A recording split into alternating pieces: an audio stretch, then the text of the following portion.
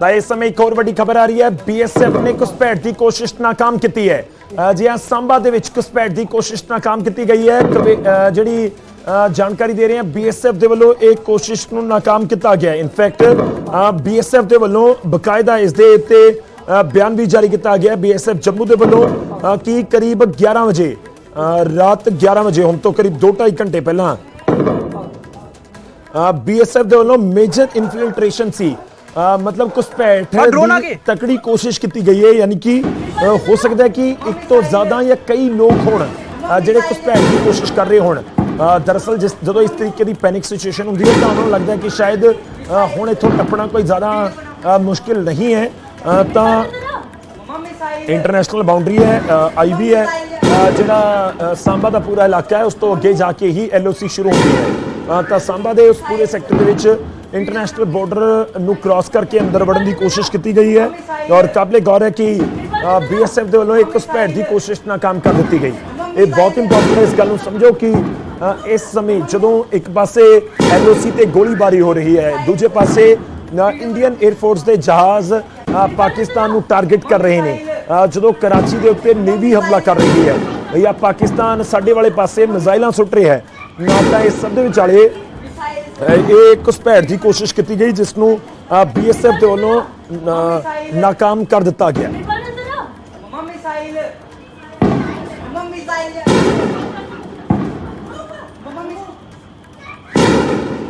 ये भी जानकारी है कि राजौरी, जैसे कि आप देख रहे हैं कि सूरत के इंडस्ट्रियल एरिया जो हजीरा इच्छापुर का है उसमें बड़ी बड़ी कंपनी आई हुई है। तो उसमें सूरत शहर पुलिस 24/7 पेट्रोलिंग कर रही है।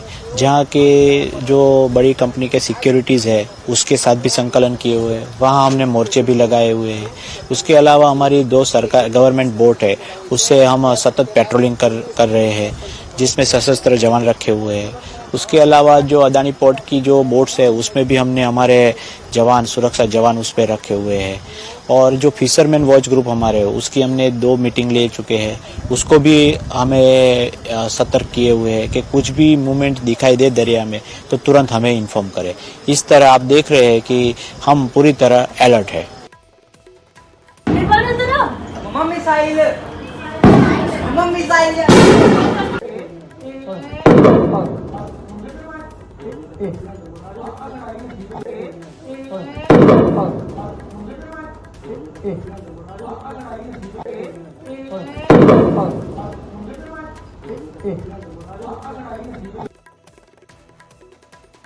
भाई प्रॉपर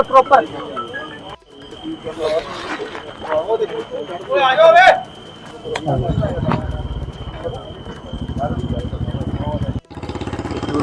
ओ शॉट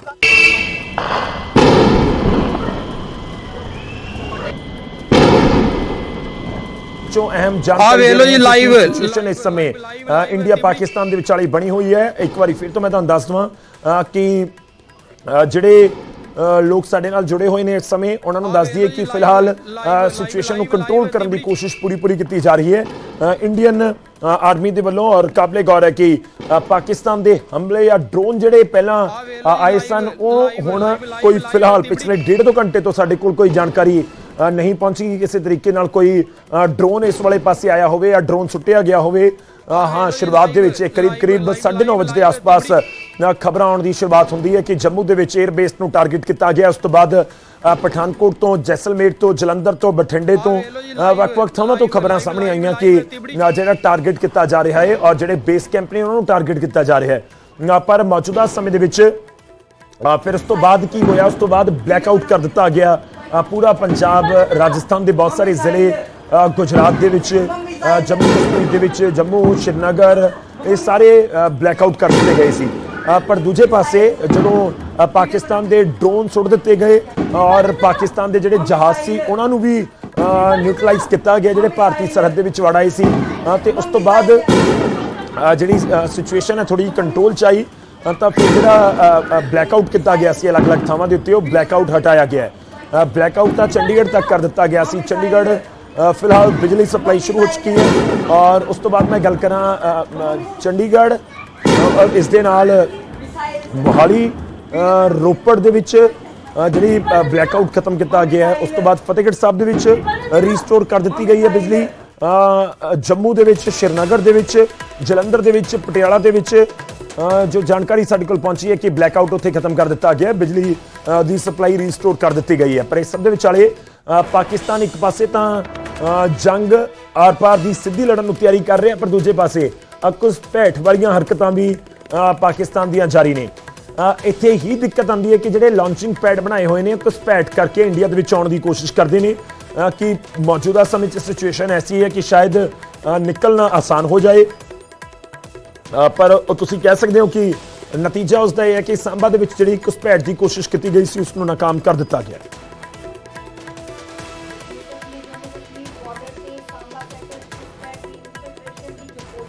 ਨੂੰ ਨਾਕਾਮ ਕੀਤਾ ਹੈ। ਇੰਟਰਨੈਸ਼ਨਲ ਬਾਰਡਰ ਤੇ ਜੋ ਆਤੰਕਵਾਦੀ ਸੀ, ਦਹਿਸ਼ਤਗਰਦ ਸੀ, ਉਹਨਾਂ ਦੇ ਵੱਲੋਂ ਘੁਸਪੈਠ ਕਰਨ ਦੀ ਕੋਸ਼ਿਸ਼ ਕੀਤੀ ਜਾ ਰਹੀ ਸੀ, ਜਿਸ ਨੂੰ ਕਿ ਨਾਕਾਮ ਇੰਡੀਅਨ ਆਰਮੀ ਦੇ ਵੱਲੋਂ ਕੀਤਾ ਗਿਆ। ਕਿਸ ਤਰੀਕੇ ਨਾਲ ਪਹਿਲਾਂ ਵੀ ਜੋ ਦਹਿਸ਼ਤਗਰਦਾਂ ਦੇ ਵੱਲੋਂ ਇੰਡੀਅਨ ਜੋ ਬਾਰਡਰ ਹੈ, ਇੰਟਰਨੈਸ਼ਨਲ ਬਾਰਡਰ, ਉਸ ਨੂੰ ਕ੍ਰਾਸ ਕਰਨ ਦੀ ਕੋਸ਼ਿਸ਼ ਕੀਤੀ ਜਾਂਦੀ ਹੈ, ਇਨਫਿਲਟ੍ਰੇਸ਼ਨ ਕਰਨ ਦੀ ਕੋਸ਼ਿਸ਼ ਕੀਤੀ ਜਾਂਦੀ ਹੈ। ਇਸੇ ਰਾਹ ਦੇ ਜ਼ਰੀਏ ਹੀ ਭਾਰਤ ਐਂਟਰ ਹੁੰਦੇ ਨੇ ਤੇ ਦਹਿਸ਼ਤਗਰਦੀ ਘਟਨਾਵਾਂ ਨੂੰ ਅੰਜਾਮ ਉਹਨਾਂ ਦੇ ਵੱਲੋਂ ਦਿੱਤਾ ਜਾਂਦਾ ਹੈ। ਤੇ ਵੱਡੀ ਅਪਡੇਟ ਹੈ, BSF ਨੇ ਜੰਮੂ ਕਸ਼ਮੀਰ ਬਾਰਡਰ ਤੇ ਘੁਸਪੈਠ ਕਰਨ ਦੀ ਕੋਸ਼ਿਸ਼ ਕੀਤੀ ਜਾ ਰਹੀ ਸੀ, ਉਸ ਨੂੰ ਨਾਕਾਮ ਕੀਤਾ ਗਿਆ ਹੈ। ਕਰਾਚੀ 'ਚ ਵੀ ਵੱਡੀ ਅਪਡੇਟ ਹੈ, ਕਰਾਚੀ 'ਚ ਇੰਡੀਅਨ ਨੌਸੈਨਾ ਦੇ ਵੱਲੋਂ ਕਿਤਨਾ ਕਿਤੇ ਹਮਲਾ ਕੀਤਾ ਗਿਆ ਹੈ। ਨੌਸੈਨਾ, ਇੰਡੀਅਨ ਨੌਸੈਨਾ ਨੇ, ਇੰਡੀਅਨ ਨੇਵੀ ਨੇ ਕਰਾਚੀ ਤੇ ਹਮਲਾ ਕੀਤਾ ਹੈ। ਕੁਵੈਟਾ 'ਚ ਕਈ ਧਮਾਕੇ ਹੋਏ ਨੇ ਤੇ ਨਿਸ਼ਾਨੇ ਤੇ ਪਾਕਿਸਤਾਨੀ ਸੈਨਾ ਹੈ ਤੇ 8 ਵਜੇ ਤਕਰੀਬਨ ਕਿਸ ਤਰੀਕੇ ਨਾਲ ਅਟੈਕ, ਪੂਰੇ ਹਮਲੇ ਪਾਕਿਸਤਾਨ ਵਾਲੇ ਪਾਸਿਓਂ ਕੀਤੇ ਗਏ ਸੀ। ਮਿਜ਼ਾਈਲਾਂ ਦਾਗੀਆਂ ਗਈਆਂ, ਡਰੋਨਸ ਉੱਥੇ ਭੇਜੇ ਗਏ, ਅਟੈਕ ਕਰਨ ਦੀ ਕੋਸ਼ਿਸ਼ ਕੀਤੀ ਗਈ, ਜਿਸ ਨੂੰ ਕਿ ਨਿਊਟਰਲਾਈਜ਼ ਕੀਤਾ ਗਿਆ। ਬਲੈਕਆਊਟ ਉਸ ਤੋਂ ਬਾਅਦ ਹੋਇਆ, ਪਰ ਹਾਲ ਫਿਲਹਾਲ 'ਚ ਹੁਣ ਜੋ ਸਥਿਤੀ ਹੈ ਉਹ ਨਾਰਮਲ ਹੈ, ਕਿਉਂਕਿ ਹਾਲ ਫਿਲਹਾਲ 'ਚ ਕੋਈ ਵੀ ਇਹੋ ਜਿਹੀ ਖਬਰ ਹੁਣ ਸਾਹਮਣੇ ਨਹੀਂ ਆਈ ਕਿ ਕਿਤੇ ਨਵੇਂ ਸਿਰੇ ਤੋਂ ਕੋਈ ਡਰੋਨ ਜਾਂ ਮਿਸਾਈਲ ਦੇਖੇ ਗਏ ਹੋਣ, ਕਿਉਂਕਿ ਅਹਤਿਆਤਨ ਕਈ ਜੋ ਬੇहद ही ਸੈਂਸਿਟਿਵ ਇਲਾਕੇ ਨੇ, ਬੇहद ही ਸੈਂਸਿਟਿਵ ਏਰੀਆਜ਼ ਨੇ, ਉੱਥੇ ਬਲੈਕਆਊਟ ਕੀਤਾ ਗਿਆ ਹੈ ਸਵੇਰੇ 5 ਵਜੇ ਤੱਕ, ਜਿਸ ਸਭ ਦੇ ਚਲਦੇ ਹਾਲ ਫਿਲਹਾਲ 'ਚ ਬਠਿੰਡਾ ਤੋਂ ਵੀ ਤਸਵੀਰਾਂ ਸਾਹਮਣੇ ਆਈਆਂ ਸੀ। ਇੱਕ ਜੋ ਹਥਿਆਰनुमा चीज है बरामद की गई सी रिहायशी इलाके तो दरगाह दे कोल। औकात नहीं है भारत पे हमला करने की, ये जो कोशिश कर रहा है तो एक तो उसको खाने का मोहताज है, और भारत ने अभी आदरणीय प्रधानमंत्री मोदी जी ने उसको सबक सिखाई है। अगर उसको ऐसे समय पर वो कुछ भी भारत के खिलाफ करेगा तो भारत और हमारे भारतीय सेना के जवान ये पाकिस्तान का नामो निशान मिटा देंगे और नक्शे पे भी पाकिस्तान नहीं दिखेगा। उसने अपने औकात में रहना चाहिए और औकात में रह के ही बात करनी चाहिए। 3 फाइटर जेट को गिराया गया है पाकिस्तान भारत में, वो तो ये तो झलक है ना, ये ट्रेलर दिखाया है।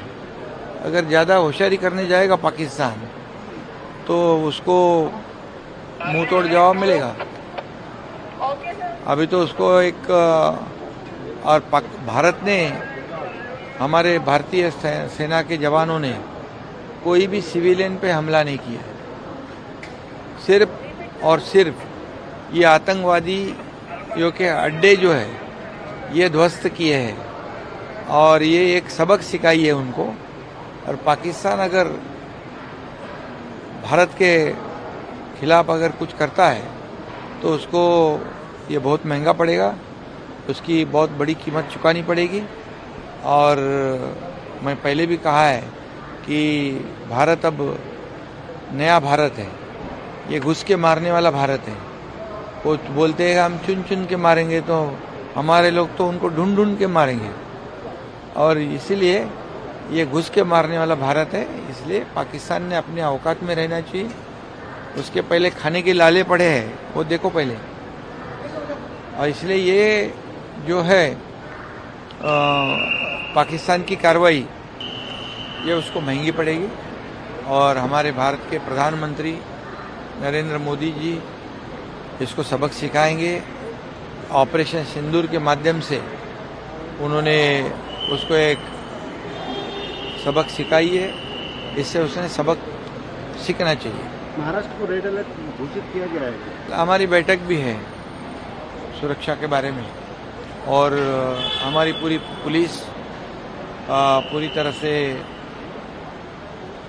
तैयार है और अलर्ट है।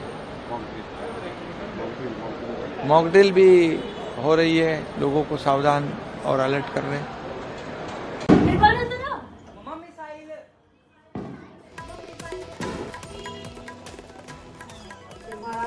टीसीएम एकनाथ शिंदे जो पूरी जो जी सिचुएशन बनी हुई है उस ते अपनी प्रतिक्रिया रिएक्शन दे रहे सी कि किसी भी सिविलियन ਨੂੰ ਇੰਡੀਅਨ ਆਰਮੀ ਦੇ ਵੱਲੋਂ ਇੰਡੀਅਨ ਆਰਮਡ ਫੋਰਸਸ ਦੇ ਵੱਲੋਂ ਨਿਸ਼ਾਨਾ नहीं बनाया गया। 22 तरीक ਨੂੰ किस तरीके ਨਾਲ ਪਹਿਲਗਾਮ ਅਟੈਕ ਹੋਇਆ ਸੀ ਉਸ ਦਾ ਹੀ ਜਵਾਬ ਪਾਕਿਸਤਾਨ ਨੂੰ ਦਿੱਤਾ ਕਿ ਜੇ ਪਾਕਿਸਤਾਨ ਕੁਝ ਹਮਾਕਤ ਕਰੇਗਾ ਤੇ ਉਸ ਨੂੰ ਮਹਿੰਗਾ ਪਏਗਾ ਤੇ ਵੱਡੀ ਕੀਮਤ ਪਾਕਿस्तान ਨੂੰ ਚੁਕਾਣੀ ਪਏਗੀ। ਆ ਜੋ ਪਾਕਿस्तान है जो नापाक हरकतां तो बाज नहीं आ रहा, पर आ जो भारत है अब मॉडर्न भारत है। मॉडर्न भारत पाकिस्तान के अंदर वड़ के अपने ऑपरेशनस ਨੂੰ अंजाम दिता। हालांकि ऑपरेशन सिंदूर का उन्होंने वालों जिक्र किया गया कि किस तरीके नाल इंडियन आर्मड फोर्सेस के वालों तकरीबन 100 किलोमीटर अंदर जाके पाकिस्तान ते जो टिकाने सी अतवादियों के उन्होंने टटेरी किया गया, उन्होंने तबाह किया गया। इस पूरे हमले 100 तो ज़्यादा आतंकवादी मारे गए।